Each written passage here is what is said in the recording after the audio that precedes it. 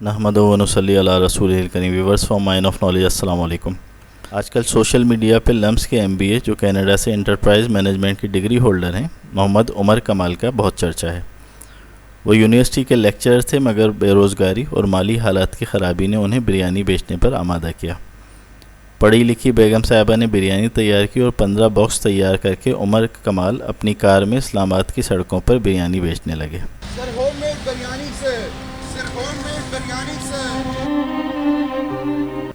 چند ہی ہفتوں میں عمر کمال کاروبار کی اہمیت جان چکے ہیں اور مالی پریشانیوں پہ قابو پا کے خوشحال اور برکت کے نئے دور میں داخل ہو چکے ہیں.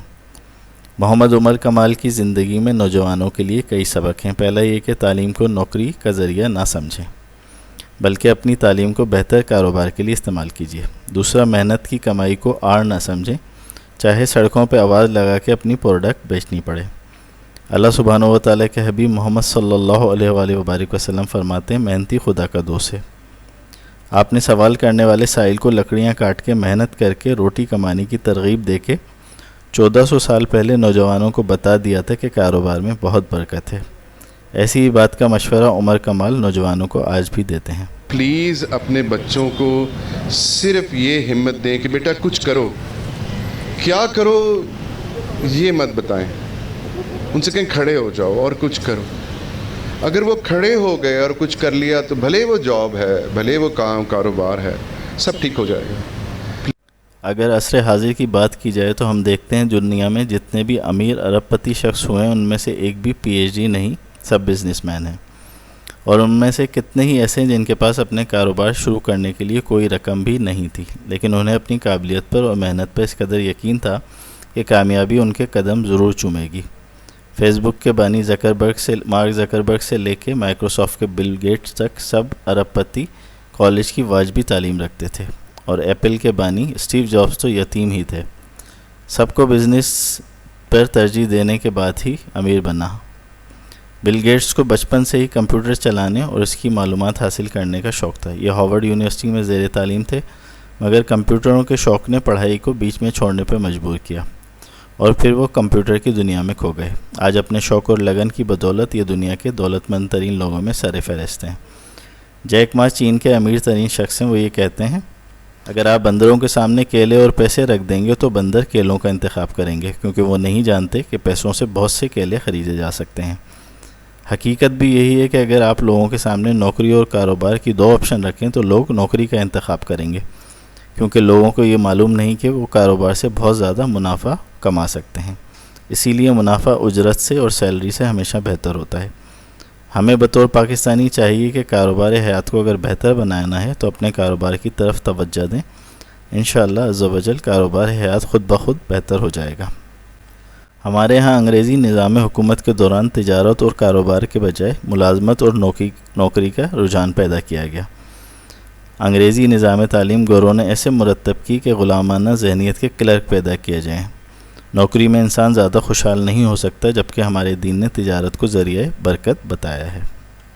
حضرت محمد صلی اللہ علیہ وآلہ وبارک وسلم بعثت سے پہلے حضرت خدیجہ رضی اللہ تعالیٰ عنہ کے کاروباری قافلے کے ساتھ جایا کرتے تھے. حضرت عبد الرحمن بن عوف رضی اللہ تعالیٰ عنہ جب ہجرت کر کے خالی ہاتھ مدینہ منورہ پہنچے تو فرمایا مجھے بازار کا راستہ بتاؤ. گھی اور پنیر کا کاروبار شروع کیا. کچھ عرصے میں اتنی برکت ہوئی کہ اپنا ذاتی مکان بنایا، شادی کی اور بیوی کو 5 درہم سونا بطور مہر دیا. آپ فرماتے تھے کہ میں مٹی کو چھوتا ہوں تو وہ سونا بن جاتی ہے. ایک وقت آیا کہ آپ کا سامان تجارت 700 اونٹوں پر آتا تھا.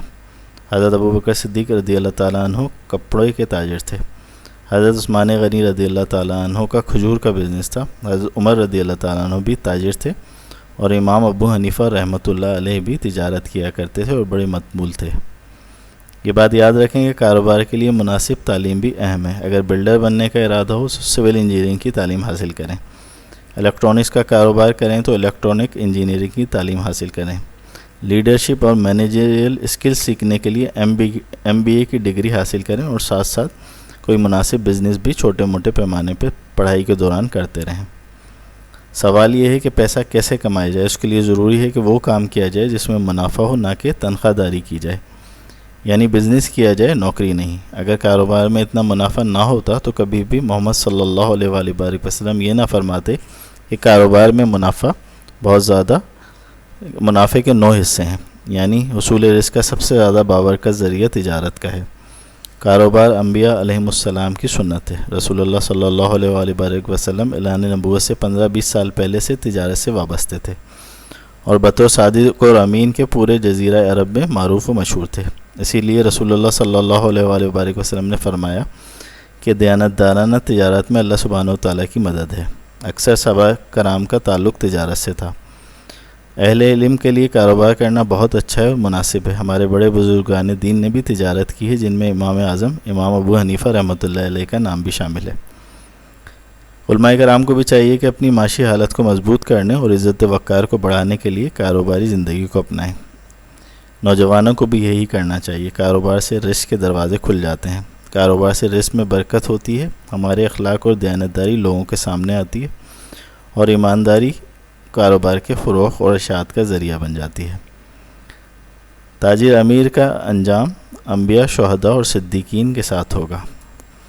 مال میں برکت اور خوشحالی کا اہم نسخہ ہے کہ اللہ سبحانہ و تعالیٰ کی مخلوق پہ مال خرچ کیا جائے۔ حضرت علی کرم اللہ وجہ الکریم کا فرمان ہے، جب تمہیں اپنے مال میں کمی محسوس ہو تو صدقے کے ذریعے اللہ سبحانہ و تعالیٰ سے تجارت کر لیا کرو، کیونکہ صدقے کا دیا 1 روپے کا بدلہ 700 گنا یا اس سے زیادہ اپنی شان کے مطابق عطا فرمایا جاتا ہے۔ اللہ کی راہ پہ خرچ کرو تو کئی گنا کا اجر دیا جاتا ہے۔ قرآن پاک میں اللہ سبحانہ و تعالیٰ کا ارشاد ہے، اللہ کی راہ میں جو خرچ کرو گے تمہیں پورا دیا جائے گا اور کسی طرح گھاٹے میں نہ رہو گے۔